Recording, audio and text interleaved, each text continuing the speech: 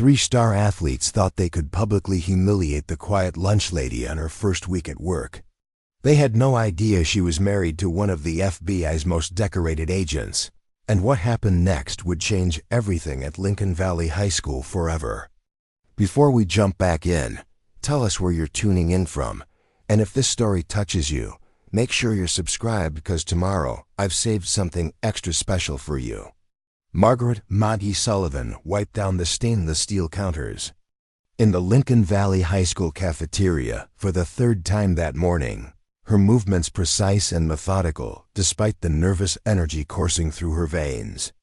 At 42, she possessed the kind of understated grace that came from years of maintaining composure under pressure, though her new co-workers had no way of knowing that her previous job had involved coordinating logistics for federal law enforcement operations rather than serving lunch to teenagers. The industrial kitchen hummed with the familiar sounds of food preparation as the morning crew prepared for the lunch rush that would begin in just over an hour. Steam rose from the massive soup kettles while the aroma of freshly baked rolls filled the air, creating an atmosphere that was both chaotic and oddly comforting. Maggie had always found solace in environments where everyone had a specific role to play and clear objectives to accomplish, though the stakes here were considerably lower than those she had grown accustomed to during her 15-year career. With the Bureau's administrative division, her salt and pepper hair was pulled back in a practical ponytail beneath the regulation hairnet, and her brown eyes held a quiet intelligence that most people overlooked when they saw the standard issue cafeteria uniform. She had deliberately chosen this job at Lincoln Valley High after her husband, David's promotion to the Denver field office had required them to relocate from Washington, D.C. The position offered steady hours, decent benefits, and most importantly, the kind of anonymity she craved after years of living in the high-pressure world of federal law enforcement. "Maggie, honey, you don't need to clean those counters again," called out Rosa Martinez, the head cafeteria supervisor who had been working at Lincoln Valley for over 20 years. Rosa was a woman in her 50s with graying black hair and the kind of maternal warmth that made even the most rebellious teenagers treat her with respect. "They're already spotless, and lunch service doesn't start for another hour." Maggie smiled apologetically, recognizing that her tendency toward perfectionism was probably making her appear nervous to her new colleagues. "Sorry, old habits. I guess I'm still adjusting to the routine here. First week jitters are completely normal," Rosa said, moving over to help Maggie arrange the serving utensils in their designated positions. "You'll find your rhythm soon enough. This job might seem simple from the outside, but there's actually quite a bit of skill involved in managing food service for 800 teenagers." The comment made Maggie think about her previous position coordinating complex multi-agency operations where timing, logistics, and attention to detail could mean the difference between successful missions and catastrophic failures. Serving lunch to high school students was certainly different from ensuring that federal agents had the resources they needed to track down dangerous criminals. But the fundamental principles of organization and efficiency remain surprisingly similar.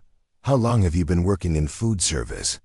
asked Jennifer Walsh, a woman in her 30s with blonde hair and an easy smile who managed the cash registers during lunch periods. Jennifer had been friendly and welcoming since Maggie's first day, offering to help her learn the various procedures and unwritten rules that governed cafeteria operations.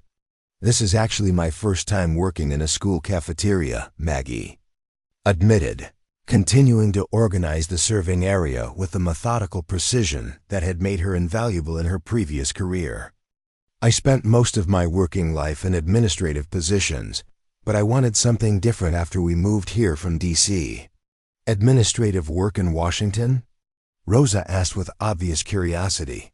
"That sounds impressive. What kind of company did you work for?"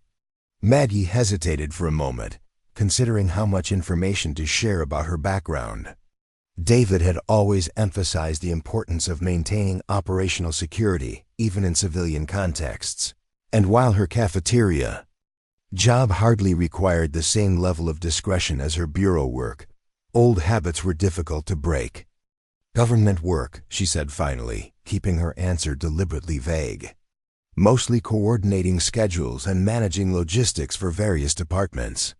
Nothing too exciting, just a lot of paperwork and making sure people had what they needed to do their jobs effectively. It wasn't technically a lie, though it was certainly an incomplete version of the truth. For 15 years, Maggie had been responsible for coordinating the administrative aspects of some of the FBI's most sensitive operations, ensuring that agents in the field had access to the resources, intelligence, and support they needed to successfully complete their missions. She had worked closely with task forces investigating everything from organized crime to domestic terrorism, though always from behind the scenes in a support capacity rather than as a field agent herself. The decision to leave that world behind had been difficult but necessary. David's promotion to assistant special agent in charge of the Denver field office represented the culmination of 20 years of dedicated service, but it also meant longer hours, higher stress levels, and increased security concerns for their family.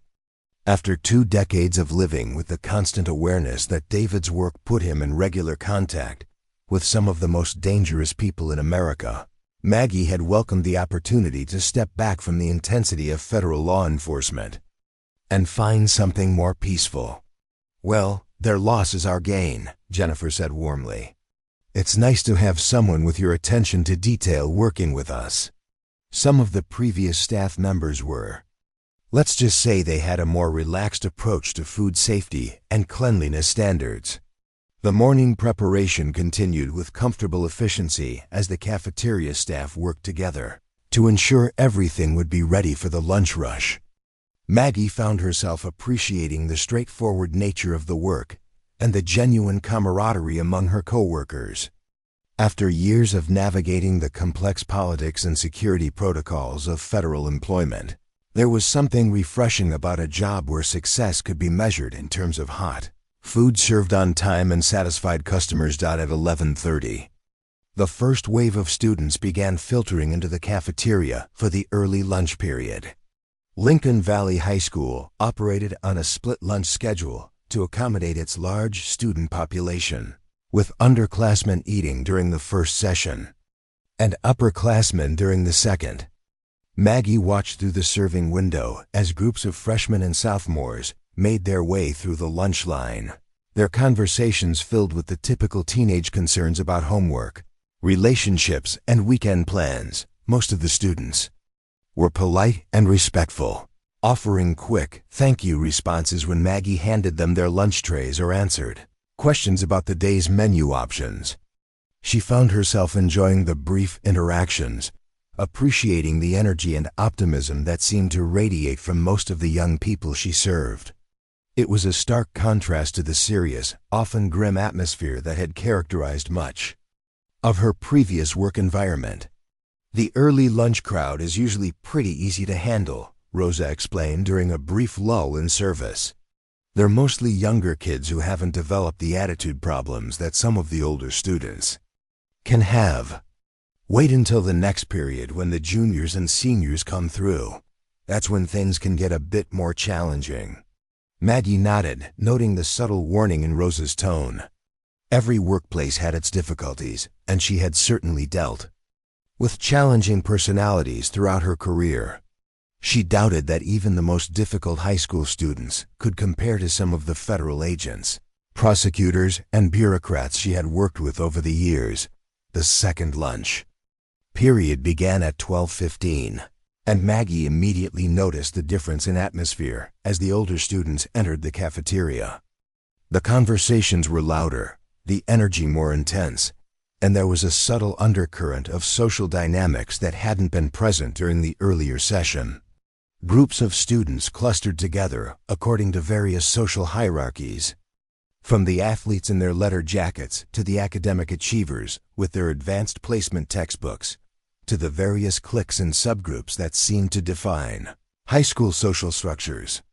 "There's Tyler Harrison," Jennifer murmured quietly, nodding toward a tall, muscular student with perfectly styled brown hair who had just entered the cafeteria surrounded by a group of similarly athletic-looking teenagers. Star quarterback and thinks he owns the place. His father's the mayor, so he's used to getting special treatment wherever he goes. Maggie observed Tyler's progress through the cafeteria, noting the way other students automatically moved aside to make room for his group and the confident, almost arrogant way he carried himself. She had encountered similar personalities throughout her career, individuals who believed their status or connections entitled them to different rules than everyone else. Preparing and narrating this story took us a lot of time, so if you are enjoying it, subscribe to our channel. It means a lot to us. Now back to the story. Is he a problem? Maggie asked, continuing to serve lunch to the steady stream of students, while keeping an eye on Tyler's table near the center of the cafeteria.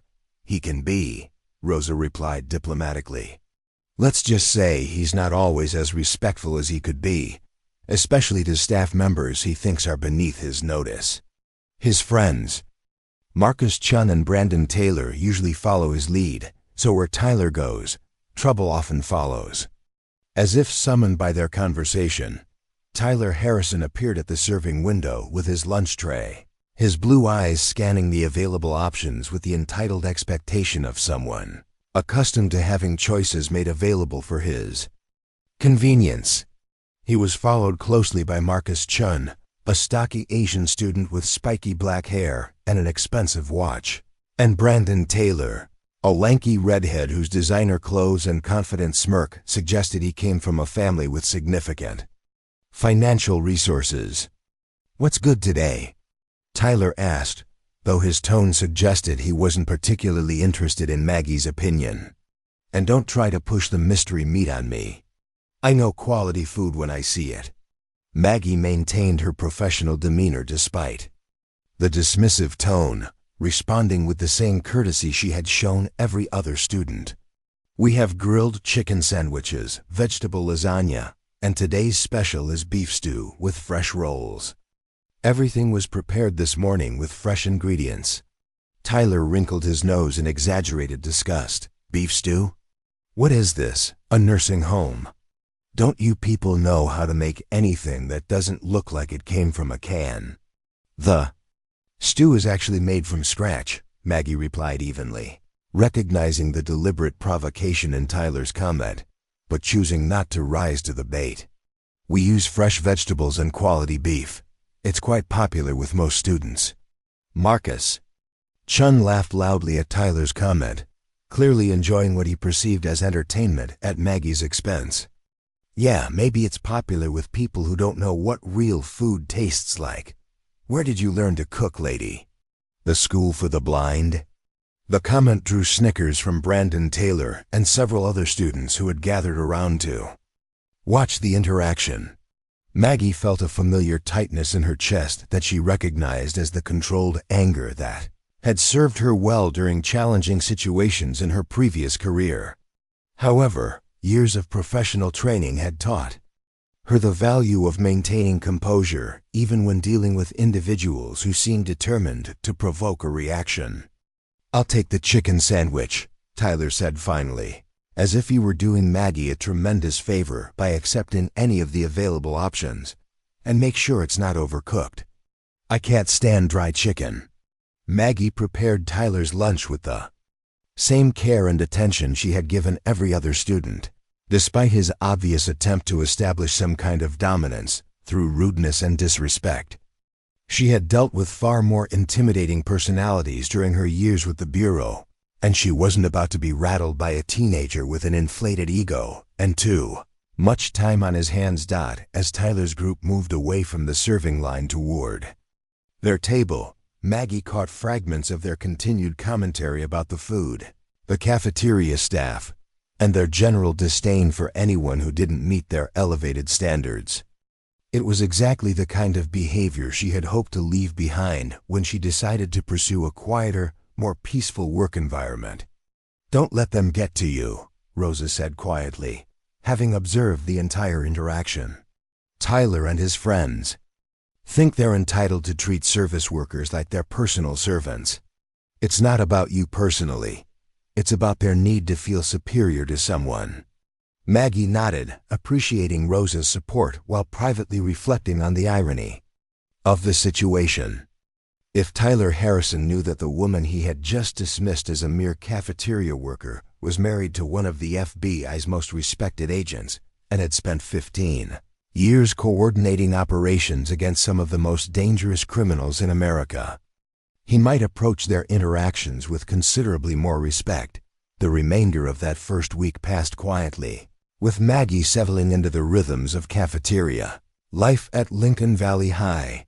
She learned the preferences of regular customers, mastered the timing required to keep food hot and fresh throughout the lunch periods, and developed a comfortable working relationship with her colleagues. Rosa had been right about the job requiring more skill than most people realized. Managing food service for hundreds of hungry teenagers demanded precision, patience, and the ability to work efficiently under pressure. By Friday afternoon, Maggie felt confident enough in her new routine to suggest some minor improvements to the serving line organization that would reduce wait times during peak periods. Her suggestions were well received by Rosa, who appreciated having someone on the team with experience in logistics and process optimization. Even if she didn't fully understand the scope of Maggie's background, the weekend provided a welcome break, allowing Maggie to explore her new hometown and help David finish unpacking boxes in their rental house on Maple Street. Lincoln Valley was the kind of place where neighbors waved from their front porches and local businesses still knew their customers by name. After years of living in the anonymous intensity of Washington, D.C., the small-town atmosphere felt both refreshing and slightly surreal. David had been busy establishing himself at the Denver field office, which required an hour-long commute each way, but offered him the opportunity to lead a team of agents investigating cybercrime and financial fraud across the Rocky Mountain region. His new position involved considerably more administrative responsibility than his previous role as a senior field agent, though he still maintained the sharp awareness and careful observation skills that had made him successful throughout his career. "How's the new job treating you?" David asked Saturday evening as they sat on their back porch watching the sunset paint the distant mountains in shades of orange and purple. At 45, he still maintained the lean, athletic build that had served him well during his years in the field, though his dark hair now showed streaks of gray that hadn't been there when they first met 20 years earlier. "It's different," Maggie replied, sipping her coffee while considering how to summarize her first week. "The work itself is straightforward, but the social dynamics are more complex than I expected. There are some students who seem to think their family connections entitle them to special treatment." David nodded, recognizing the type immediately. "Rich kids with attitude problems?" "That's pretty common in communities like this, where a few families control most of the economic and political power. As long as they're not causing you any real problems, it's probably best to just maintain your professional distance."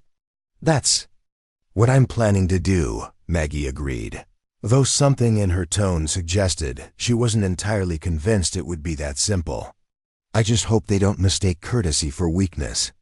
Monday morning brought an unexpected challenge when Maggie arrived at work to find that the industrial dishwasher had malfunctioned over the weekend, leaving the cafeteria staff short-handed and behind schedule. Rosa was coordinating emergency repairs while trying to maintain food safety standards, using backup equipment that hadn't been designed to handle the full volume of Lincoln Valley's daily operations. "This is exactly the kind of crisis we didn't need during your second week." Rosa apologized as she and Maggie worked together to hand-wash serving utensils that would normally have been processed through the automated system. "Sometimes it feels like everything breaks down at once." Maggie found herself drawing on her experience managing logistics under pressure, quickly identifying ways to reorganize their workflows to accommodate the equipment limitations. Her suggestions for streamlining the preparation process and redistributing Tasks among the available staff helped keep lunch service on schedule, despite the mechanical problems. "Where did you learn to troubleshoot like that?" Jennifer asked with obvious admiration as they worked through the morning prep without missing any deadlines. "You turned what could have been a disaster into just a minor inconvenience. You pick up problem-solving skills when you work in environments where everything has to go according to plan," Maggie replied, carefully avoiding any specific details about her previous career. "Crisis management is mostly about staying calm and focusing on solutions rather than problems." The lunch periods proceeded smoothly despite the equipment issues, though Maggie noticed that Tyler Harrison and his friends seemed to be paying more attention to the cafeteria operations than usual.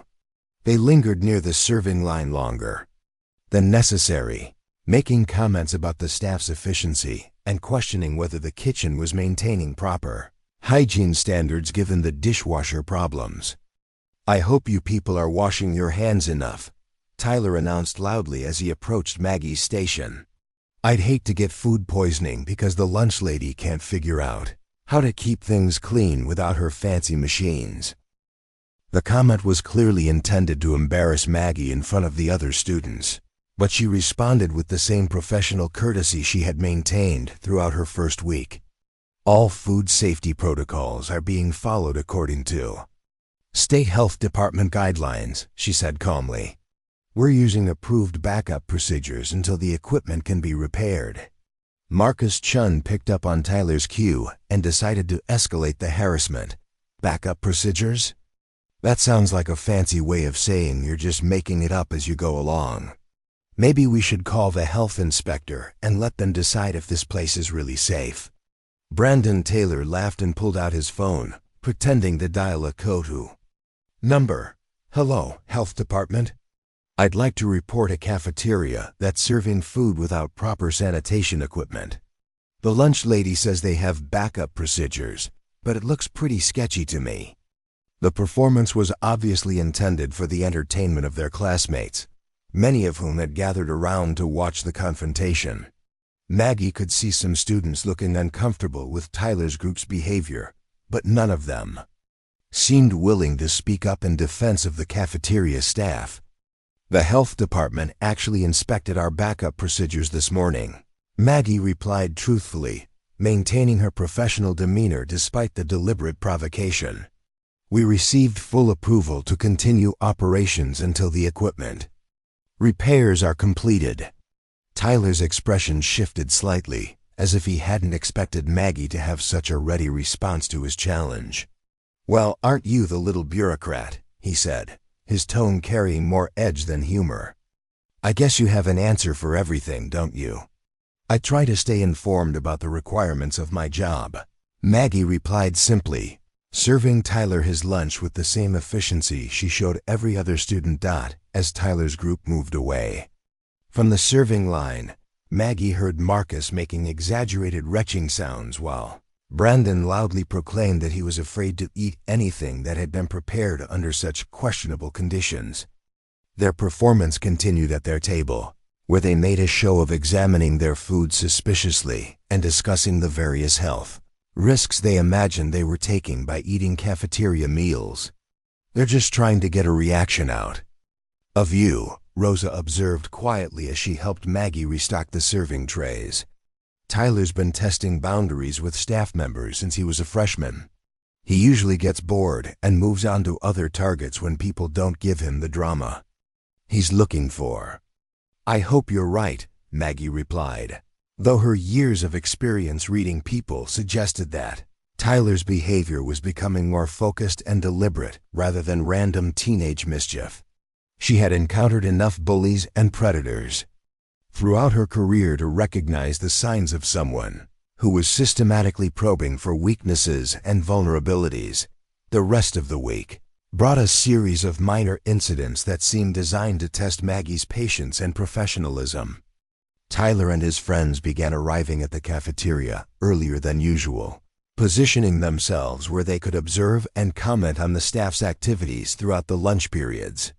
They questioned the freshness of ingredients, complained about portion sizes, and made increasingly personal remarks about Maggie's appearance and competence. "Hey, lunch lady," Tyler called out Thursday afternoon as Maggie was wiping down serving counters during a brief lull between rushes. "My dad was telling me that the city health inspector mentioned some concerns about this place. Something about inexperienced staff not following proper procedures." The comment was delivered loudly enough for other students to hear, and Maggie recognized it as another attempt to undermine her credibility through public embarrassment. She also suspected it was completely fabricated, designed to make her doubt herself and react defensively. "If your father has specific concerns about our operations, he's welcome to contact the school administration or the health department directly," Maggie replied calmly. "All of our procedures are documented and available for review by appropriate authorities." Marcus Chun stepped closer to the serving window, his voice carrying a mocking tone that suggested he was enjoying the confrontation. "Appropriate authorities? Listen to you with all your big words. Where did you learn to talk like that? Community college?" "Maybe she thinks using fancy language makes her sound smarter than she really is," Brandon added with a smirk. "Like putting lipstick on a pig." The insult was crude enough to draw uncomfortable glances from some of the students within earshot, but it also marked a clear escalation in the level of disrespect Tyler's group was willing to display publicly. Maggie filed the information away, while maintaining her composed exterior, recognizing that the situation was moving beyond mere teenage rudeness into something more systematic and potentially problematic. Friday afternoon brought the most direct confrontation yet when Tyler approached the serving line during the final minutes of the lunch period, after most of the other students had finished eating and left the cafeteria. His timing appeared deliberate, ensuring that there would be fewer witnesses to whatever he had planned. "I've been thinking about our conversations this week," Tyler said, his voice carrying a false friendliness that didn't match the calculating expression in his eyes. "And I've decided that maybe you and I got off on the wrong foot. How about we start over?" Maggie continued cleaning the serving area while keeping Tyler in her peripheral vision, her instincts warning her that this apparent peace offering was likely a setup for something more unpleasant. "I'm not aware of any problems between us," she replied neutrally. "I'm just here to do my job." "Exactly," Tyler exclaimed with exaggerated enthusiasm. "That's what I'm talking about. You're here to serve students, and I'm here to be served. It's a perfect arrangement, as long as everyone understands their role in the relationship." The comment carried unmistakable undertones of condescension and implied hierarchy, suggesting that Tyler viewed Maggie not as a professional employee, but as a servant whose purpose was to cater to his whims. It was exactly the kind of attitude that had made dealing with entitled bureaucrats and politicians one of the most challenging aspects of her previous career. "I understand my role perfectly," Maggie replied, her voice remaining professionally neutral despite the growing tension in the conversation. "Is there something specific you need, or can I finish closing down the serving line?" Tyler's friendly mask slipped slightly, revealing the calculation beneath his apparent charm. "Actually, there is something I need. I need you to understand that this school has a certain way of doing things, and new employees who don't fit in sometimes find their jobs becoming uncomfortable." The threat was subtle but unmistakable, delivered with the confident assumption that Maggie would be intimidated by Tyler's implied connections and influence. He was clearly testing her response to direct pressure, probing to see whether she could be manipulated through fear of professional consequences. Maggie met Tyler's gaze directly, her brown eyes holding the steady composure that had served her well during countless high-pressure situations throughout her career. "I appreciate your concern for my job satisfaction," she said calmly. "I'm confident that my performance will speak for itself." Tyler's expression hardened as he realized that his attempt at intimidation had failed to produce the desired effect. "We'll see about that," he said quietly, his voice carrying a promise that their conflict was far from over. The weekend after Tyler's veiled threat passed quietly, but Monday morning brought an unwelcome surprise that demonstrated just how serious he was about making Maggie's life difficult. When she arrived at work, Rosa was waiting with a concerned expression and her tablet in hand. "Maggie, we need to talk," Rosa said, gesturing toward the small office behind the kitchen, where the cafeteria staff handled administrative tasks. "There's something you need to see before the students start arriving." Maggie followed Rosa into the cramped office, noting the tension in her supervisor's posture. In her experience, conversations that began with "we need to talk" rarely led to positive outcomes, and she braced herself for whatever complications Tyler Harrison had managed to create over the weekend. Rosa pulled up a social media page on her tablet and turned the screen toward Maggie. This appeared on Instagram Saturday night. It's been shared hundreds of times already, and several parents have called the principal's office asking questions. The post featured a photograph of Maggie working in the serving line, clearly taken without her knowledge using a phone camera. The image had been edited to make the cafeteria look dirty and chaotic, with digital effects that made the food appear unappetizing and the working conditions seem unsanitary. The caption read, "Lincoln Valley's lunch lady doesn't seem to understand basic hygiene. Should we be trusting our health to someone who looks like she's never seen the inside of a real kitchen?" Hashtag food safety, hashtag Lincoln Valley problems, hashtag unqualified staff. The post has over 300 likes and dozens of comments. Rosa continued, scrolling through the responses. Most of them are from students making jokes about the cafeteria food, but some parents are genuinely concerned about whether we're maintaining proper health standards. Maggie studied the image carefully, noting the sophisticated editing techniques that had been used to manipulate the original photograph. The person responsible had considerable skill with digital image manipulation, suggesting this wasn't a simple prank, but a calculated attempt to damage her reputation and credibility. "Have you contacted the administration about this?" Maggie asked, maintaining her calm exterior while internally cataloging this as a significant escalation in Tyler's campaign against her. "Principal Davidson is aware of the situation," Rosa replied. "He's planning to investigate, but these social media issues can be difficult to trace. The account that posted it appears to be fake, created specifically for this purpose." The use of an untraceable account confirmed Maggie's suspicion that she was dealing with someone who understood the importance of maintaining plausible deniability. Tyler was clearly more sophisticated than the average teenage bully, possibly benefiting from resources and guidance that went beyond typical high school social dynamics. "What's the school's position on this?" Maggie asked, recognizing that her ability to continue working effectively would depend largely on whether the administration supported her against false accusations. "Principal Davidson is fully supportive of our cafeteria staff," Rosa assured her. "He knows the post is fabricated because he personally observed our health inspection last week. The health department gave us a perfect score, which is documented. But he's concerned about the broader implications if this kind of harassment continues." Maggie nodded, appreciating the administrative support while understanding that social media campaigns could be difficult to counter with facts and documentation. Public perception often mattered more than objective reality, especially when dealing with parents who were naturally protective of their children's welfare. The first lunch period proceeded normally, though Maggie noticed several students pointing at her and whispering among themselves. Word about the social media post had obviously spread throughout the school, creating exactly the kind of public scrutiny that Tyler had probably intended to generate. When Tyler's group arrived for the second lunch period, their behavior was notably different from previous encounters.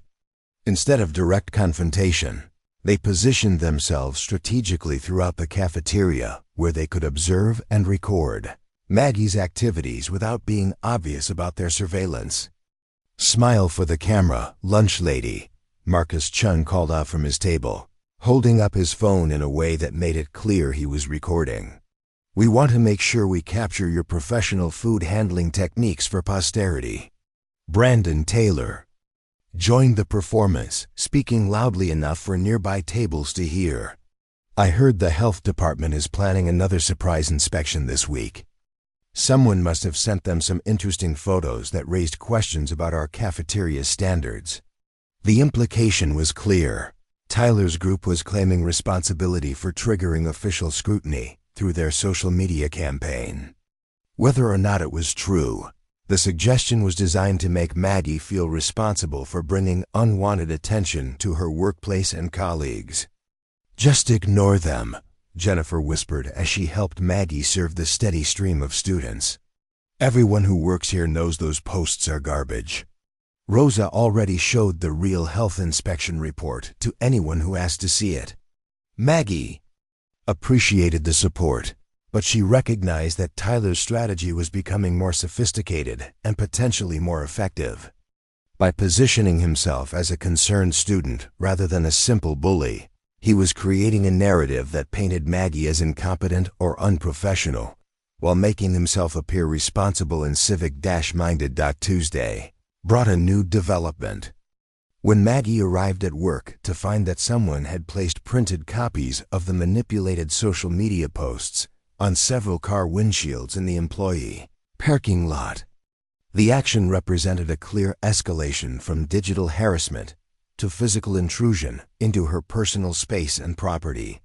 "This crossed a line," Rosa said angrily as they collected the flyers from Maggie's car and the vehicles belonging to other cafeteria staff members. "I'm calling Principal Davidson immediately. This is harassment, pure and simple."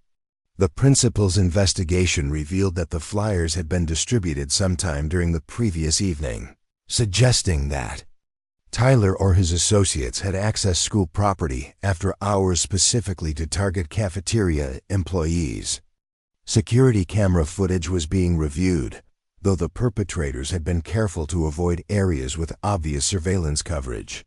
"Mrs. Sullivan," Principal Davidson said when he met with Maggie in his office that afternoon, "I want you to know that the school district takes this situation very seriously. We will not tolerate harassment of our employees, regardless of who is responsible." Principal Davidson was a man in his 50s with graying hair and the kind of steady demeanor that suggested considerable experience dealing with difficult situations. His office was decorated with photos of graduating classes and academic achievement awards, creating an atmosphere that emphasized tradition and institutional stability. "I appreciate the support," Maggie replied, "but I'm concerned that this situation might escalate further if we don't address the underlying behavior directly." "What do you mean by that?" Principal Davidson asked, leaning forward with obvious interest in her assessment. Maggie chose her words carefully, drawing on her experience analyzing patterns of escalating behavior without revealing the full extent of her background in law enforcement. The sophistication of these attacks suggests careful planning and coordination. The use of manipulated images, untraceable social media accounts, and after-hours property access indicates that we're dealing with someone who understands how to avoid direct accountability while maximizing psychological impact. Principal Davidson nodded thoughtfully. "You sound like you have some experience with this kind of systematic harassment." "I've encountered similar patterns in previous work environments," Maggie replied diplomatically. "The important thing is to recognize that this isn't random teenage mischief. Someone is investing considerable time and effort into this campaign, which suggests they view it as important enough to take significant risks." "Do you have any suspicions about who might be responsible?" Maggie considered her response carefully. While she was virtually certain that Tyler Harrison was orchestrating the harassment, making direct accusations without concrete proof could backfire and potentially expose her to claims of unfair targeting. "I think it would be more productive to focus on preventing future incidents rather than trying to identify past perpetrators," she said finally. Whoever is responsible is clearly concerned about maintaining their anonymity, which suggests they understand the potential consequences of their actions. Wednesday brought the most disturbing escalation, yet when Maggie discovered that someone had created a fake social media profile using her name and photograph. The profile contained fabricated posts claiming that she had been fired from previous jobs for health code violations and implying that she had lied on her employment application to Lincoln Valley High School. "This is identity theft," Rosa said furiously as they examined the fake profile on her computer. "Creating false accounts using someone else's name and photograph is illegal. We need to contact the police immediately." Maggie agreed that the situation had moved beyond school discipline into potential criminal territory, though she suspected that filing a police report would only escalate the conflict further.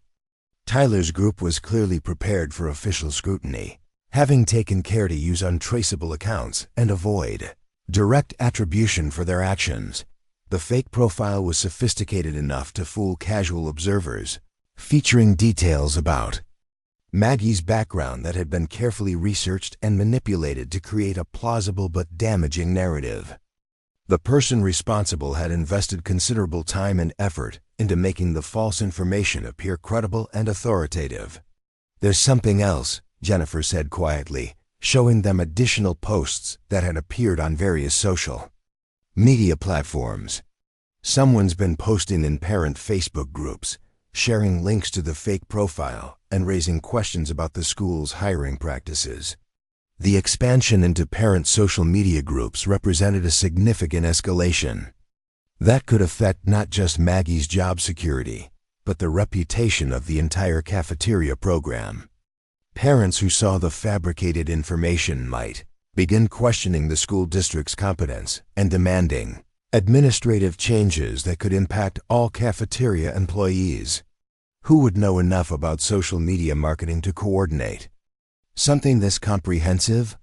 Rosa asked, clearly struggling to understand how high school students could orchestrate such a sophisticated campaign. Maggie suspected that Tyler's group was receiving guidance from someone with professional experience in digital marketing or public relations, possibly a family member or family friend who understood how to manipulate online narratives effectively. The level of coordination and technical sophistication suggested resources that went beyond typical teenage capabilities. Thursday afternoon brought an unexpected ally when Katie Morrison, a junior who worked part-time in the cafeteria during study hall periods, approached Maggie with important information. "Mrs. Sullivan," Katie said quietly, glancing around to make sure they weren't being overheard, "I know who's behind all this social media stuff. I saw Tyler Harrison and Marcus Chun working on something during the computer lab yesterday. They were editing photos and creating fake accounts using software I recognized from my digital media class." Katie was a serious student with shoulder-length blonde hair and wire-rimmed glasses who had always been polite and hardworking during her shifts in the cafeteria. Her willingness to come forward with information suggested that not all students supported Tyler's harassment campaign. "Did you see enough to identify specific activities?" Maggie asked, recognizing the potential value of eyewitness testimony from a student source. "They were using advanced photo editing software to manipulate images of the cafeteria," Katie replied. "I also saw them creating multiple fake social media accounts using temporary email addresses. They were being careful to use different computers and IP addresses, but I recognized the techniques from my digital forensics elective." The information confirmed Maggie's assessment that Tyler's group was operating with sophisticated understanding of digital anonymity and evidence avoidance. However, Katie's testimony could provide the proof needed to hold them accountable for their actions. "Would you be willing to report what you saw to Principal Davidson?" Maggie asked. Katie hesitated, clearly concerned about the potential social consequences of opposing Tyler's group. "I want to help, but Tyler's family has a lot of influence in this town. If he finds out I reported him, it could make my life really difficult." Maggie understood Katie's concerns, recognizing the legitimate fear that prevented many witnesses from coming forward against powerful individuals. However, she also knew that systematic harassment campaigns typically continued escalating until someone was willing to stand up and demand accountability. Friday morning brought news that changed everything. Maggie arrived at work to find Rosa waiting with a grim expression and a manila folder containing official-looking documents. "The school board received a formal complaint yesterday afternoon," Rosa explained, her voice tight with frustration. 3 families filed a petition demanding an investigation into cafeteria food safety practices, specifically citing concerns about unqualified staff members. Maggie accepted the folder and reviewed the complaint, noting that it referenced the fabricated social media posts as evidence of systemic problems with Lincoln Valley's food service program. The document was professionally written and legally formatted, suggesting involvement from someone with legal or administrative expertise. "The families filing the complaint are the Harrisons, the Chuns, and the Taylors," Rosa continued. "All 3 have children who've been involved in recent incidents with cafeteria staff, according to Principal Davidson's investigation notes. The revelation that Tyler's parents were actively supporting his harassment campaign represented a significant escalation that moved the conflict from teenage misbehavior into adult institutional warfare." Maggie recognized the pattern from her years, observing how powerful families protected their children from consequences while targeting perceived threats to their social status. "What's the school board's position on this?" Maggie asked, understanding that formal complaints from influential families could create pressure for administrative action regardless of the underlying facts. "They're requiring a full investigation by an independent food safety consultant," Rosa replied.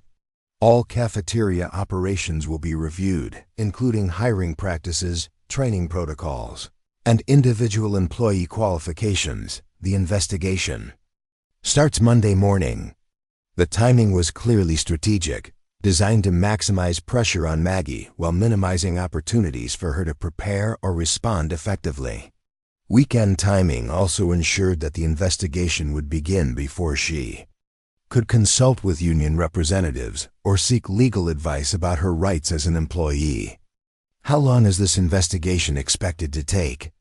Maggie asked, already calculating the potential impact on her employment status and her family's financial stability. 2 to 3 weeks for the comprehensive review," Rosa answered. "During that time, all cafeteria staff will be under scrutiny, and any findings could result in disciplinary action or termination depending on what the consultant discovers." Maggie felt a familiar surge of controlled anger as she recognized the sophistication of the attack being orchestrated against her. Tyler's family was using their political and economic influence to weaponize official processes against an employee who had refused to be intimidated by their son's behavior. That afternoon, Principal Davidson requested a private meeting with Maggie in his office. His expression was serious but supportive as he explained the difficult position the school administration found itself in regarding the formal complaint. "Mrs. Sullivan, I want you to understand that this investigation is not a reflection of any doubts about your competence or professionalism," he began. "However, when the school board receives formal complaints from multiple families, we're required to respond with due diligence regardless of our personal opinions about the validity of those complaints. I understand the position you're in," Maggie replied, appreciating his directness while recognizing the limitations of his ability to protect her from politically motivated harassment. "What can you tell me about the investigation process?" "The consultant will review all documentation related to food safety practices, interview staff members, and observe daily operations," Principal Davidson explained.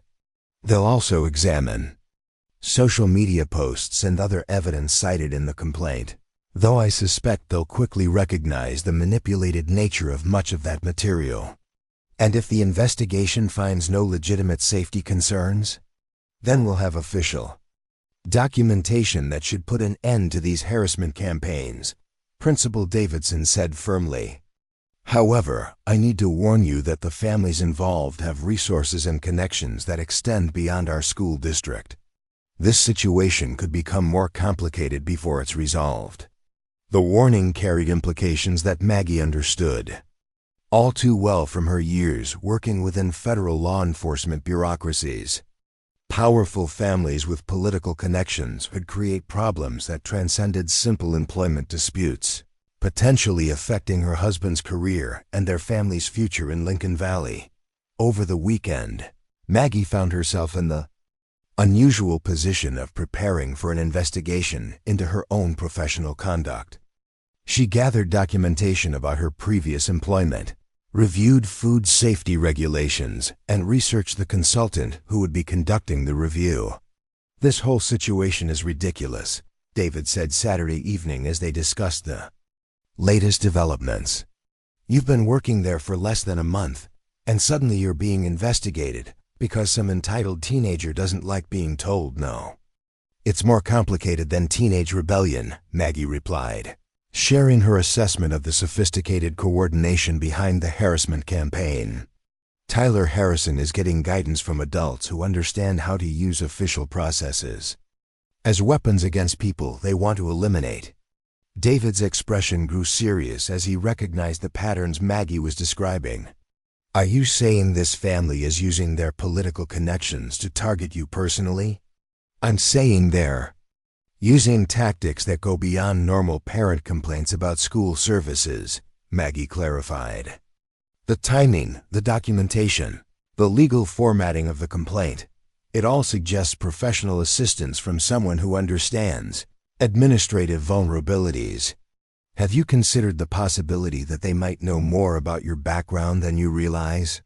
David asked quietly. "If they've done research into your employment history, they might have discovered your connection to the Bureau." The suggestion sent a chill through Maggie as she considered the implications. While her personnel records were protected by federal privacy regulations, determined individuals with the right connections could potentially access enough information to understand her previous role in law enforcement operations. What would they gain by targeting the wife of an FBI agent? Maggie asked, though she suspected she already knew the answer. "Intimidation factor," David replied grimly.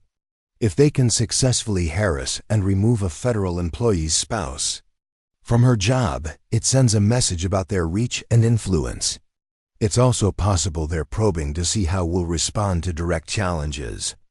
Monday morning's investigation began with the arrival of Dr. Patricia Wells, a food safety consultant with 20 years of experience reviewing institutional food service operations. Dr. Wells was a professional woman in her 50s who approached her work with the kind of methodical thoroughness that Maggie recognized and appreciated. "Mrs. Sullivan," Dr. Wells said during their initial interview, "I've reviewed the complaints that triggered this investigation, and I have to say that some of the allegations seem inconsistent with the documentation I've received from the school district. Can you walk me through your daily procedures and explain how you ensure compliance with health department standards?" Maggie spent the next hour detailing her approach to food safety, drawing on her experience with process documentation and quality control systems. Dr. Wells took extensive notes and asked detailed questions that demonstrated her expertise in identifying genuine safety concerns versus fabricated accusations. "Your procedures are actually more comprehensive than what I typically see in school cafeterias," Dr. Wells observed. "Where did you learn such detailed approaches to documentation and process control?" "Previous work experience in environments where attention to detail was critical," Maggie replied diplomatically. "I've always believed that doing things correctly from the beginning prevents problems later." The investigation continued throughout the week, with Dr. Wells observing lunch service operations, interviewing staff members, and reviewing all documentation related to food safety practices. Her presence in the cafeteria created additional tension, as Tyler's group seemed determined to create incidents that would support their family's complaints. "I think the inspector is biased in favor of the lunch lady," Tyler announced loudly. During Wednesday's lunch period, speaking clearly enough for Dr. Wells to hear from her observation position.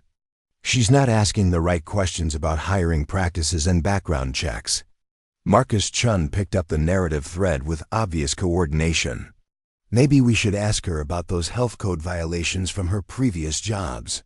I heard there were some serious problems that got covered up. The performance was carefully choreographed to plant seeds of doubt about Maggie's qualifications while maintaining plausible deniability about direct harassment. However, Dr. Wells was experienced enough to recognize deliberate provocation when she saw it. Interesting, Dr. Wells murmured to Maggie as they observed Tyler's group's theatrical complaints.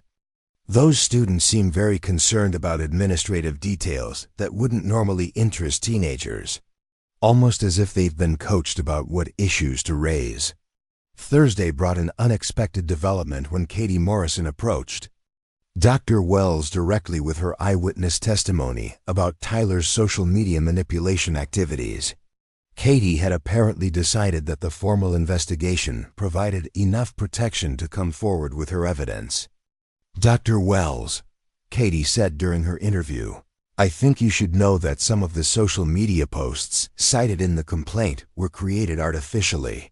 I saw Tyler Harrison and his friends editing photos and creating fake accounts during computer lab sessions. Dr. Wells documented Katie's testimony carefully, recognizing its potential significance for understanding the manufactured nature of the complaints against Maggie.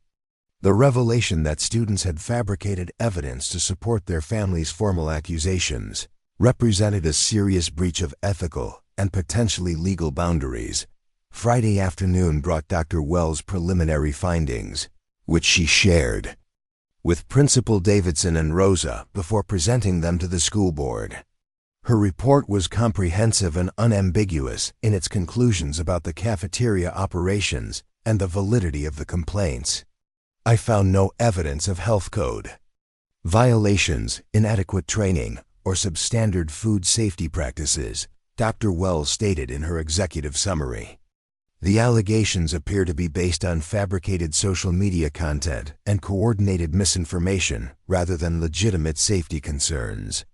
The report included detailed documentation of Tyler's group's harassment activities, supported by Katie Morrison's testimony and Dr. Wells' own observations of their behavior during the investigation. The consultant's professional credibility gave weight to findings that might otherwise have been dismissed as internal school politics. Furthermore, Dr. Wells continued, I observed what appears to be a systematic campaign of workplace harassment directed against Mrs. Sullivan, including the creation of false social media profiles and the deliberate spreading of fabricated information about her professional background. The report's conclusions vindicated Maggie's performance while exposing the coordinated nature of the attacks against her. However, she understood that vindication from a consultant might not be enough to end the harassment campaign, especially if Tyler's family was prepared to escalate their efforts beyond the school district level. What happens next? Maggie asked Principal Davidson as they reviewed the consultant's findings. The school board will review Dr. Wells' report and make an official determination about the validity of the complaints, he replied. Based on these findings, I expect they'll dismiss the allegations and potentially take disciplinary action against the students involved in creating false evidence. And if the families involved aren't satisfied with that outcome, Principal Davidson's expression grew troubled. Then we might be dealing with legal challenges, media attention, and political pressure that goes beyond what our school district is equipped to handle. These families have resources and connections that could make this situation much more complicated. As Friday afternoon ended and Maggie prepared to leave for the weekend, she reflected on how dramatically her quiet cafeteria job had evolved into something resembling the high-stakes conflicts she had hoped to leave behind when she departed federal service. The investigation had cleared her of wrongdoing, but she suspected that Tyler's family was just getting started with their campaign to remove her from Lincoln, Valley High School. That Monday morning brought an atmosphere of tension to Lincoln Valley High School as news of Dr. Wells' report spread through the community. The school board's weekend emergency session had resulted in a decisive rejection of the complaints against Maggie. But the Harrison, Chun, and Taylor families were not accepting defeat gracefully. Maggie arrived at work to find Principal Davidson waiting with a stack of newspapers and printed emails that had been circulating since Sunday evening. The headline of the local paper read, "School Board Ignores Parent Safety Concerns," while several online forums featured heated discussions about corruption and cover-ups in the district administration. "The families have launched a public relations campaign," Principal Davidson explained grimly. "They're claiming that the investigation was biased and that the school board is prioritizing political correctness over student safety." 3 local media outlets received coordinated press releases yesterday evening. Maggie reviewed the materials, noting the sophisticated messaging strategy that painted her as a symbol of administrative incompetence while positioning the complaining families as concerned parents fighting for their children's welfare. The narrative was professionally crafted to appeal to broader community anxieties about institutional accountability and transparency. They're also threatening legal action against the school district for failure to address legitimate safety concerns, Principal Davidson continued. Their attorney sent a formal notice this morning indicating they're prepared to file suit if the board doesn't reconsider its decision. The escalation to legal threats confirmed Maggie's assessment that she was dealing with adversaries who possessed significant resources and were prepared to use them aggressively. However, it also suggested that they might be overplaying their hand by expanding the conflict beyond what their evidence could support. "What's the district's position on these threats?" Maggie asked, recognizing that the administration's response would determine whether she could continue working effectively at Lincoln Valley. "The superintendent is standing behind Dr. Wells' findings," Principal Davidson replied. However, prolonged legal battles and negative media attention could create pressure for a compromise solution that might not be in your best interests.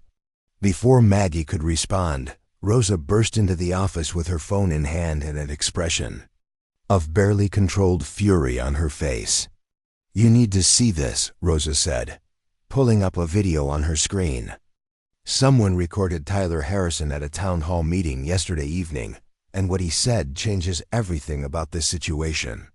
The video showed Tyler speaking confidently to a crowded room of adults, his voice carrying the practiced cadence of someone who had been coached on public speaking. However, as he became more animated in his presentation, his carefully maintained facade began to slip. "The lunch lady thinks she's untouchable because her husband works for the government," Tyler declared, his voice carrying across the meeting room. "But we've done our research and we know exactly who she really is. She's Margaret Sullivan, former FBI Administrative Coordinator, wife of Assistant Special Agent in Charge David Sullivan of the Denver Field Office." The revelation sent a shocked murmur through the town hall audience, but Tyler continued speaking with increasing confidence, apparently unaware that he was providing evidence of the targeting that Maggie and David had suspected. "My father's construction company has contracts with several federal agencies, and we have contacts who were able to verify her background," Tyler continued.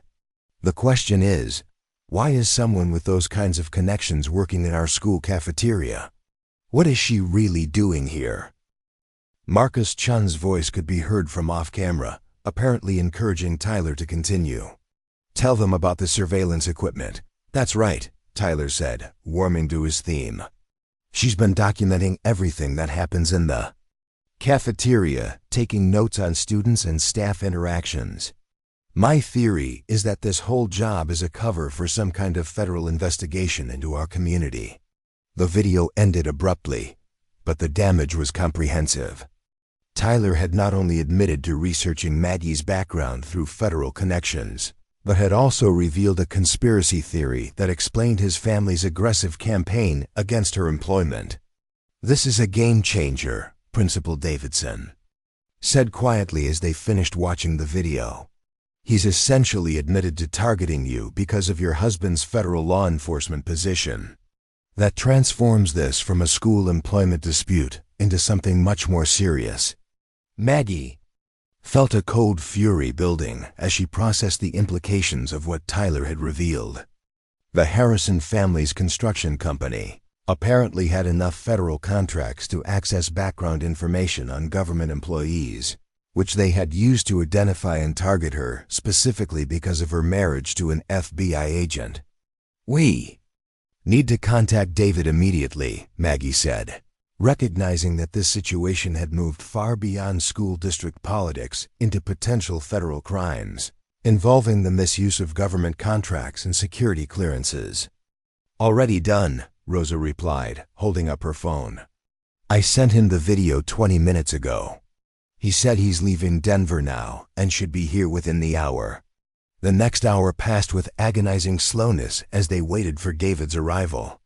Word about the town hall video was spreading rapidly through the school, creating an atmosphere of anticipation and uncertainty among students and staff alike. Tyler's group seemed unaware that their leader had essentially confessed to federal crimes on camera, continuing their harassment campaign as if nothing had changed. When David Sullivan walked into Principal Davidson's office at 10:30 Monday morning, his presence immediately altered the dynamics of the situation. At 45, he carried himself with the controlled intensity of someone accustomed to dealing with serious threats, and his dark eyes showed the kind of focused anger that came from personal attacks on his family. "I've reviewed the video," David said without preamble as he settled into a chair across from Principal Davidson's desk. "Tyler Harrison's statements constitute potential violations of federal laws regarding the misuse of government information and conspiracy to interfere with federal employees' civil rights." Principal Davidson shifted uncomfortably, clearly recognizing that his school had become the center of a federal investigation. "What does that mean for our situation here?" "It means that this is no longer just a school employment dispute," David replied grimly. "When private citizens use federal contract access to obtain background information for the purpose of targeting government employees, they've crossed lines that trigger federal jurisdiction." Maggie watched her husband's professional demeanor, recognizing the signs that indicated he was operating in full federal agent mode. 20 years of marriage had taught her to read the subtle cues that showed when David had shifted from concerned spouse to federal law enforcement officer. "I've already contacted the Denver field office," David continued. "Special agents will be arriving this afternoon to begin investigating potential violations of federal statutes related to the misuse of government information systems and conspiracy to violate civil rights under color of law." The prospect of FBI agents investigating Lincoln Valley High School's cafeteria drama would have been absurd under normal circumstances, but Tyler's admission that his family had used federal contract access to research Maggie's background elevated the situation into serious federal crimes territory. "What should we expect from this investigation?" Principal Davidson asked, clearly concerned about the impact on his school's operations. "Interviews with all relevant parties, review of communications and documentation, and potentially search warrants for electronic devices and records," David replied professionally. "The school district should cooperate fully and document everything related to the harassment campaign against my wife." As if summoned by their conversation, Tyler Harrison appeared in the hallway outside Principal Davidson's office, apparently seeking another opportunity to confront Maggie. However, when he saw David through the glass door, his confident expression faltered noticeably. "Is that the student in question?" David asked, observing Tyler's reaction with the trained eye of someone who had spent 2 decades reading suspects' body language. "That's Tyler Harrison," Principal Davidson confirmed. "Son of the mayor and owner of Harrison Construction Company." David studied Tyler for a long moment, noting the way the teenager's bravado evaporated When confronted with the physical presence of the federal agent he had been targeting through his wife, he looks like someone who's beginning to understand the consequences of his actions. Tyler lingered in the hallway for several more minutes, apparently trying to work up the courage to enter the office, but eventually walked away without attempting to continue his harassment campaign. His retreat marked the first time since Maggie's employment began that he had backed down from a direct confrontation. "That was interesting," Maggie observed. "He's been escalating his behavior for weeks, but the moment he sees you, he loses his nerve completely. Bullies typically fold when they're confronted by someone who isn't intimidated by their connections or threats," David replied. Tyler Harrison has probably never encountered a situation where his family's local influence was irrelevant. The afternoon brought the arrival of Special Agents Jennifer Clark and Michael Rodriguez from the Denver Field Office's Civil Rights Violation Task Force. Both agents were experienced investigators who specialized in cases involving the abuse of government positions and resources for personal or political purposes. "Mrs. Sullivan," Agent Clark said during their initial interview, "we've reviewed the video of Tyler Harrison's statements at the town hall meeting. Can you walk us through the timeline of harassment incidents that led up to this revelation?" Maggie spent the next 2 hours providing detailed testimony about Tyler's escalating campaign against her, supported by documentation that Rosa and Principal Davidson had carefully preserved throughout the investigation. The agents took extensive notes and recorded her statement, treating the matter with the seriousness that federal civil rights violations deserved. "Based on what we've heard so far," Agent Rodriguez said as they concluded the interview, "there appear to be multiple potential federal violations, including misuse of government contract access to obtain protected information, and conspiracy to interfere with a federal employee's civil rights." "What's the next step in your investigation?" Maggie asked. "Interviews with the Harrison, Chun, and Taylor families, review of Harrison Construction's federal contracts and security protocols, an examination of all electronic communications related to the harassment campaign," Agent Clark replied. "We'll also be working with the school district to ensure that no further retaliation occurs while our investigation is ongoing."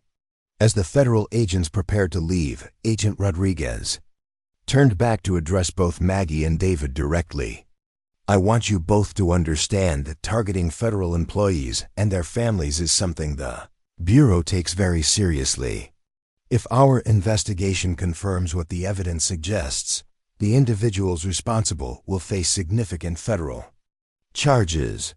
The transformation from local school drama to federal criminal investigation represented a dramatic escalation that none of the original participants had anticipated.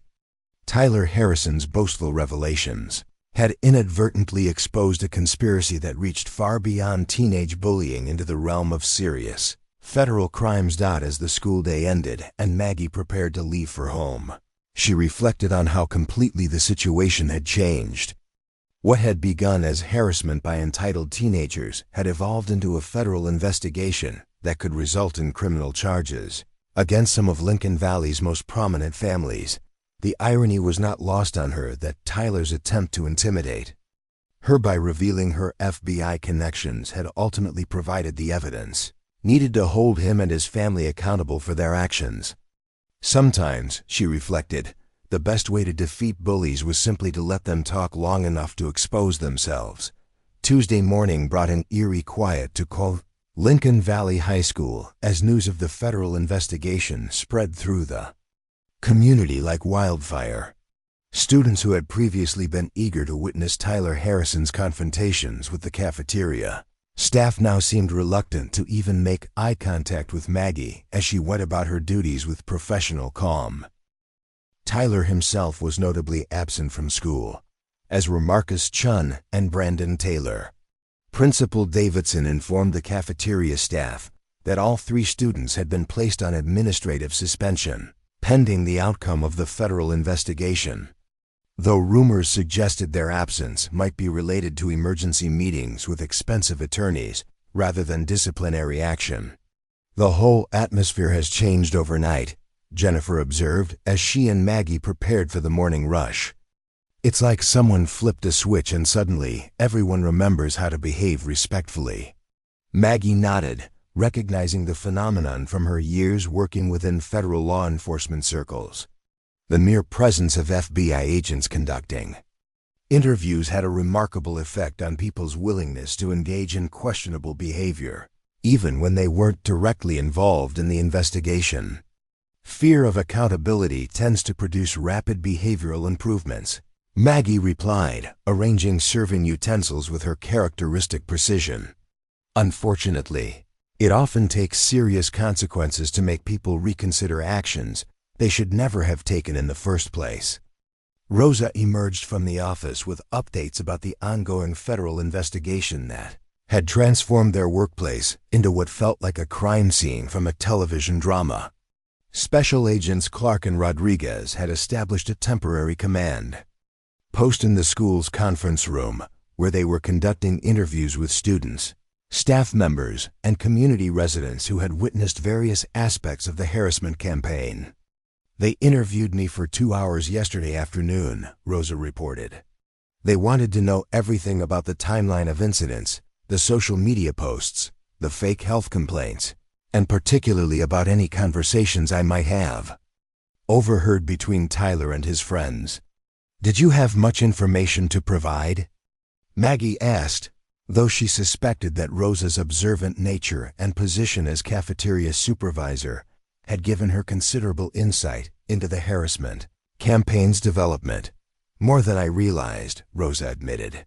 When you start putting all the pieces together chronologically, the coordination becomes obvious. The timing of social media posts, the escalation pattern, the way they always seem to have new tactics ready. It clearly wasn't random teenage mischief. The federal agents had also requested access to all school security camera footage from the past month, which had apparently provided visual evidence of Tyler's group's coordinated activities. Principal Davidson mentioned that the recordings showed several instances of the students deliberately staging incidents for their phone cameras while discussing their plans in areas they thought weren't under surveillance. By Wednesday afternoon, the investigation had expanded beyond the school to include search warrants for the Harrison Construction Company offices and the personal residences of all 3 families involved in the harassment campaign. The searches reportedly uncovered extensive electronic communications that documented the planning and coordination of the attacks against Maggie. According to what I'm hearing from the federal agents, Principal Davidson told Maggie during a private meeting, they found email chains, text messages, and even recorded phone conversations that show this was a deliberate conspiracy involving multiple adults, not just teenage troublemaking. The revelation that parents had actively participated in planning and executing harassment against a school employee shocked even veteran educators who thought they had seen every possible form of inappropriate parental behavior. The evidence apparently showed coordination between the Harrison, Chun, and Taylor families that went far beyond supporting their children's complaints. What kind of adult involvement are we talking about? Maggie asked, though she suspected the answer would confirm her worst assumptions about the sophistication of the campaign against her. Professional-level strategic planning, Principal Davidson replied grimly. Social media manipulation techniques, legal document preparation, coordinated media messaging, and background research using federal contract access. The parents weren't just enabling their children's behavior, they were directing it. Thursday brought the most dramatic development, yet when news broke that Mayor Harrison had been arrested on federal charges related to the misuse of his construction company's government contracts. The charges included unauthorized access to federal employee background information and conspiracy to violate civil rights under color of law. The arrest sent shockwaves through Lincoln Valley's political establishment, as Mayor Harrison had been considered one of the community's most respected leaders. However, the federal investigation had revealed that he had used his company's security clearances and government connections to research Maggie's background specifically for the purpose of targeting her employment. The FBI found emails where Harrison explicitly discusses using federal contract access to research the lunch lady's real background and expose why she's really working at the school. Agent Clark informed Maggie during a follow-up interview. He genuinely believed that your employment was part of some kind of federal surveillance operation against Lincoln Valley. The paranoid conspiracy theory that had motivated the harassment campaign was almost absurd in its disconnect from reality. Mayor Harrison had convinced himself and the other families that Maggie's cafeteria job was a cover for federal investigation into their community, prompting them to launch a preemptive attack against what they perceived as a government threat. The irony is that their actions actually did trigger a federal investigation, Agent Rodriguez observed with dry humor. If they had simply left you alone to serve lunch, none of this would have happened. Friday afternoon brought additional arrests as Dr. Richard Chun and businessman Robert Taylor were charged with conspiracy and cybercrime violations related to their roles in creating fake social media profiles and manipulating online content. The federal investigation had traced the sophisticated digital harassment campaign directly to resources and expertise provided by the adult conspirators. The arrests of 3 prominent community leaders for federal crimes related to cafeteria harassment created a media sensation that extended far beyond Lincoln Valley. National news outlets picked up the story as an example of how local corruption and paranoia could escalate into serious federal violations. Lunch lady harassment leads to federal arrests, read the headline in one major newspaper. FBI agents' wives targeted by conspiracy, proclaimed another.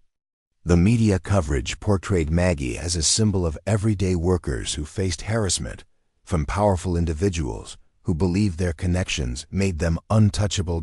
Katie Morrison, the student who had provided crucial eyewitness testimony about Tyler's social media manipulation activities, found herself hailed as a hero for speaking up against intimidation. Several news outlets interviewed her about the courage required to report misconduct by popular students from influential families. I knew it was risky to come forward, Katie told one reporter, but Mrs. Sullivan deserved to have someone tell the truth about what was really happening. She was just trying to do her job, and they were making her life miserable for no good reason. The student's testimony had been instrumental in providing evidence that Tyler's group had fabricated much of the social media content used to support their family's formal complaints. Her willingness to speak up had helped federal investigators understand the full scope of the harassment campaign and the sophisticated techniques used to create false evidence. By the end of the week, the transformation of Lincoln Valley High School's social atmosphere was complete. Students who had previously participated in or tolerated harassment began approaching cafeteria staff with apologies and expressions of support.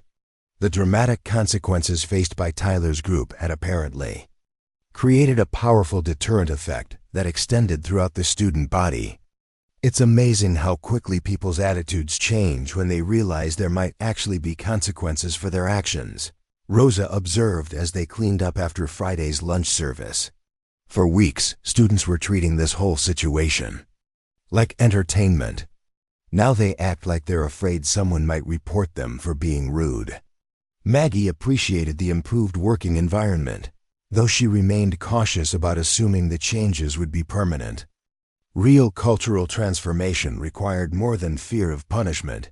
It needed genuine understanding of why respectful treatment mattered for everyone's well-being. Sustainable change has to come from people deciding they want to be better. Not just from fear of getting caught, Maggie replied. But sometimes dramatic consequences are necessary to get people's attention and make them think seriously about their choices. The weekend brought additional developments as the federal investigation expanded to include examination of Harrison Construction's other government contracts and potential patterns of abuse. The company's federal contracting privileges had been suspended pending the outcome of the criminal proceedings, creating economic consequences that extended throughout Lincoln Valley's business community. Local media coverage focused increasingly on the broader implications of the case for government contracting oversight and the protection of federal employees from retaliation. Several congressional representatives announced plans to introduce legislation strengthening penalties for misuse of government contract access and expanding civil rights protections for federal employees and their families. What started as teenage bullying in a school cafeteria has exposed systemic weaknesses in how we protect government employees from targeted harassment, one legislator commented during a televised interview. This case demonstrates why we need stronger safeguards and more severe penalties for people who abuse their positions to intimidate federal workers. For Maggie, the transformation from harassment target to symbol of federal employee rights felt surreal. She had simply wanted to serve lunch to teenagers and help her family establish a peaceful life in their new community. Instead, she had become the center of a federal investigation that was reshaping conversations about accountability and civil rights protection. As she prepared for another week of work at Lincoln Valley High School, Maggie reflected on how completely the situation had changed. The cafeteria that had felt like a battlefield just days earlier now seemed like a normal workplace where she could focus on the job she had originally intended to do. However, she also understood that the federal charges against Tyler's family represented just the beginning of a legal process that could take months or years to reach final resolution. The immediate harassment had ended, but the broader consequences of the conspiracy would continue unfolding for the foreseeable future. 3 months after the arrests of Lincoln Valley's most prominent families, the federal courthouse in Denver became the stage for one of the most unusual civil rights cases in recent memory. Maggie Sullivan sat in the gallery watching as prosecutors presented evidence that transformed her cafeteria harassment experience into a landmark federal case about the abuse of government contracts and the targeting of federal employees. The courtroom was packed with media representatives, civil rights advocates, and Lincoln Valley residents who had come to witness the conclusion of a case that had captured national attention. Mayor Harrison, Dr. Chun, and Robert Taylor sat at the defense table with their expensive legal teams, their confident demeanor from months earlier replaced by the grim reality of facing serious federal charges. "Your Honor," began Assistant U.S. Attorney Sarah Martinez, addressing Judge Rebecca Chun, no relation to the defendant. "This case represents a clear example of how private citizens can abuse government contracting relationships to target federal employees and their families. The defendants used their official positions and security clearances to obtain protected information for the specific purpose of harassment and intimidation." The prosecution's opening statement outlined the sophisticated conspiracy that had emerged from the federal investigation. Evidence showed that Mayor Harrison had used his construction company's government contracts to access federal databases containing background information on government employees. This information was then shared with the Chun and Taylor families to coordinate a systematic harassment campaign against Maggie. The defendants' actions were not random acts of bullying, Attorney Martinez continued. They represent a calculated attempt to use official resources to intimidate a federal employee's family member, which strikes at the heart of our democratic institutions and the rule of law. The first day of testimony featured Special Agent Jennifer Clark, who walked the court through the timeline of harassment incidents and explained how the federal investigation had uncovered the conspiracy. Her testimony was supported by extensive documentation, including email communications between the defendant families that showed detailed planning of the harassment campaign. The defendants exchanged over 200 emails discussing strategies for targeting Mrs. Sullivan, Agent Clark testified. These communications show clear coordination and planning, including specific discussions about using Mayor Harrison's federal contract access to research her background and employment history. Defense attorneys attempted to portray their clients as concerned parents who had legitimately questioned school food safety practices, but the evidence of targeting Maggie specifically because of her FBI connections undermined this narrative. Email evidence showed Harrison explicitly stating that he wanted to expose the federal plant and show them we won't be spied on in our own community. The second day brought testimony from Dr. Patricia Wells, the food safety consultant whose investigation had vindicated Maggie's professional performance while exposing the fabricated nature of the complaints against her. Dr. Wells explained how her review had revealed no legitimate safety concerns, making it clear that the formal complaints were pretextual rather than genuine. In my 20 years of conducting food safety investigations, Dr. Wells testified, I have never encountered a case where the alleged violations were so completely fabricated. The social media posts and complaint documentation showed clear evidence of digital manipulation and coordinated misinformation. Katie Morrison took the stand on the third day, her testimony providing crucial eyewitness evidence about Tyler Harrison's social media manipulation activities. Now a senior at Lincoln Valley High, Katie had become something of a local celebrity for her courage in speaking up against powerful families. I saw Tyler and his friends creating fake social media accounts and editing photos to make the cafeteria look unsanitary, Katie testified confidently. They were using advanced software and discussing specific techniques for making the images look believable while avoiding detection. The defense's cross-examination of Katie was aggressive but ultimately unsuccessful, as her testimony was corroborated by digital forensic evidence that the FBI had recovered from the defendant's electronic devices. The technical evidence showed exactly how the harassment campaign had been coordinated and executed. Tyler Harrison himself was called as a prosecution witness under a plea agreement that required him to testify truthfully about his family's involvement in the conspiracy. Now 18 and facing potential federal charges as an adult, Tyler appeared dramatically different from the confident bully who had terrorized the Lincoln Valley cafeteria months earlier. My father told me that Mrs. Sullivan was probably a federal spy, Tyler testified quietly, his voice barely audible in the packed courtroom. He said we needed to expose her before she could gather information about our community and our families' business activities. Tyler's testimony revealed the paranoid mindset that had motivated the conspiracy, showing how the defendants' guilty consciences about their own potential misconduct had led them to view Maggie's employment as a threat requiring preemptive action. Dad convinced me that creating social media posts and fake profiles was patriotic, Tyler continued. He said we were protecting our community from federal surveillance and that Mrs. Sullivan deserved whatever happened to her for lying about why she was really working at the school.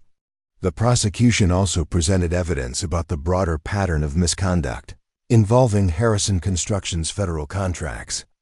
The investigation had revealed that Mayor Harrison had been using his security clearances to access information about potential competitors and political opponents for years, making Maggie's case part of a larger abuse of power that had gone undetected until his harassment campaign triggered federal scrutiny. Mr. Harrison viewed his government contracts as giving him access to a private intelligence service, testified FBI cybercrime specialist Agent Michael Torres. Our investigation found evidence that he had conducted unauthorized background checks on at least 12 other individuals over the past 3 years, including city council candidates and business competitors. The defense attempted to minimize the significance of the federal database access, arguing that the information obtained was not classified and that the defendant's actions did not rise to the level of federal crimes. However, this strategy backfired. When prosecutors demonstrated that unauthorized access to federal employee information was inherently serious regardless of classification levels, Judge Chun's questions during the proceedings made it clear that she understood the broader implications of the case for federal employee protection and government contracting oversight. Her careful attention to the constitutional issues involved suggested that she viewed the case as setting important precedents for future prosecutions. After 5 days of testimony, the prosecution rested its case with a compelling closing argument that connected the defendant's actions to fundamental principles of democratic governance and civil rights protection. "This case is about more than cafeteria harassment," Attorney Martinez told the jury during her closing statement. "It's about whether private citizens can use government resources to target federal employees and their families with impunity. The defendant's actions represent an attack on the rule of law itself, and they must be held accountable for the serious crimes they committed." The defense's closing arguments focused on portraying the defendants as well-meaning parents who had made mistakes in judgment rather than calculated criminals who had abused government resources. However, the overwhelming evidence of premeditation and coordination made this narrative difficult to sustain. After 3 hours of deliberation, the jury returned guilty verdicts on all charges against all 3 defendants.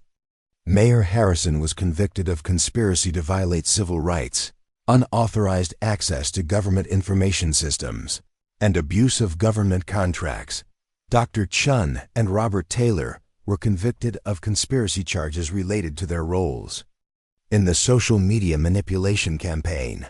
The sentencing hearing 2 weeks later drew even larger crowds as Judge Chun prepared to impose penalties that would send a clear message about the consequences of targeting federal employees and their families.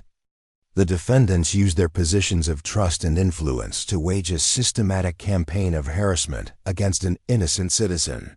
Judge Chun stated during the sentencing proceedings, "Their actions represent a serious abuse of the government contracting system and a deliberate violation of Mrs. Sullivan's civil rights." Mayor Harrison received a sentence of 3 years in federal prison and a $250,000 fine, along with a permanent ban from holding any position involving government contracts or security clearances. Dr. Chun and Robert Taylor each received 18 months in prison and $100,000 fines, with similar restrictions on future government involvement. I want to be clear that these sentences reflect not just the harm done to Mrs. Sullivan and her family, Judge Chun continued, but also the broader threat that such conduct poses to our democratic institutions and the rule of law. Private citizens cannot be allowed to abuse government resources for personal vendettas without facing serious consequences. The civil lawsuit that Maggie and David filed against the 3 families was settled out of court for an undisclosed amount that reportedly included substantial financial compensation and public apologies. The settlement also included provisions for anti-harassment training programs at Lincoln Valley High School and improved oversight of government contracting security protocols. Tyler Harrison, Marcus Chun, and Brandon Taylor faced separate proceedings in juvenile court, where they received sentences involving community service, mandatory counseling, and restrictions on their social media activities. All 3 were required to complete high school through alternative education programs, rather than returning to Lincoln Valley High. The broader impact of the case extended far beyond Lincoln Valley, as federal agencies implemented new protocols for monitoring government contractor access to employee information systems. Congress passed the Federal Employee Protection Act, which strengthened penalties for targeting government workers and their families, while expanding resources for investigating such cases. Lincoln Valley High School itself underwent significant changes in the aftermath of the federal case. Principal Davidson implemented comprehensive anti-bullying programs that emphasized respect for all community members, regardless of their background or employment. The school also established a peer mediation program similar to what had originally been proposed, ironically, by Tyler Harrison before his arrest. The whole experience taught our community some important lessons about respect, accountability, and the rule of law, Principal Davidson reflected during a school board meeting 6 months after the trial. We learned that no one is above the law, regardless of their family's wealth or political connections. Rosa Martinez was promoted to District Food Service Coordinator, recognition of her professional handling of the crisis, and her support for her staff during the harassment campaign. Jennifer Walsh became the head supervisor for Lincoln Valley's cafeteria operations, bringing stability and continuity to a program that had been disrupted by months of controversy. Katie Morrison received a scholarship to study criminal justice at the University of Colorado, funded by a civil rights organization that wanted to support her courage in speaking truth to power. Her testimony in the federal case had made her a symbol of the importance of civic courage and moral responsibility. Katie showed that one person willing to tell the truth can make a difference in fighting injustice, said Dr. Angela Thompson, director of the civil rights organization providing the scholarship. Her willingness to speak up against powerful interests exemplifies the kind of courage our society needs to maintain democratic values. For Maggie and David Sullivan, the resolution of the case brought both relief and reflection on how dramatically their lives had changed since moving to Lincoln Valley. What they had intended as a quiet transition to small-town life had instead become a nationally significant civil rights case that would influence federal policy for years to come. I never imagined that serving lunch to teenagers would lead to a federal civil rights case, Maggie reflected during an interview with a national news magazine. But I'm glad that our experience can help protect other federal employees and their families from similar harassment. David's career had also been affected by the case, as his handling of the investigation and his advocacy for federal employee protection had earned recognition within the FBI. He was subsequently promoted to Deputy Assistant Director for Civil Rights Enforcement, a position that allowed him to work on policies inspired by their own experience. This case demonstrated that threats to federal employees and their families can come from unexpected sources. David explained during a law enforcement conference, "We need to be vigilant about protecting our people, not just from traditional threats, but from sophisticated harassment campaigns that abuse official resources and processes." The Lincoln Valley cafeteria where everything began became something of a local landmark, with tour groups occasionally stopping by to see where the lunch lady federal case had originated. Maggie continued working there by choice, finding satisfaction in the positive changes that had occurred in the school's culture and atmosphere. "The work environment is completely different now," Maggie observed during her second year at Lincoln Valley.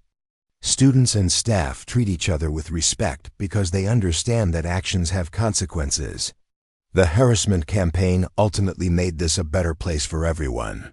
The legacy of the case extended beyond Lincoln Valley to influence how schools, government contractors, and law enforcement agencies approach issues of harassment, civil rights protection, and accountability.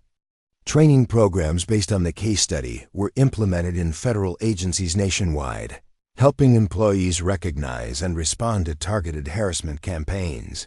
Legal scholars studied the case as an example of how civil rights laws could be applied to new forms of digital harassment and conspiracy.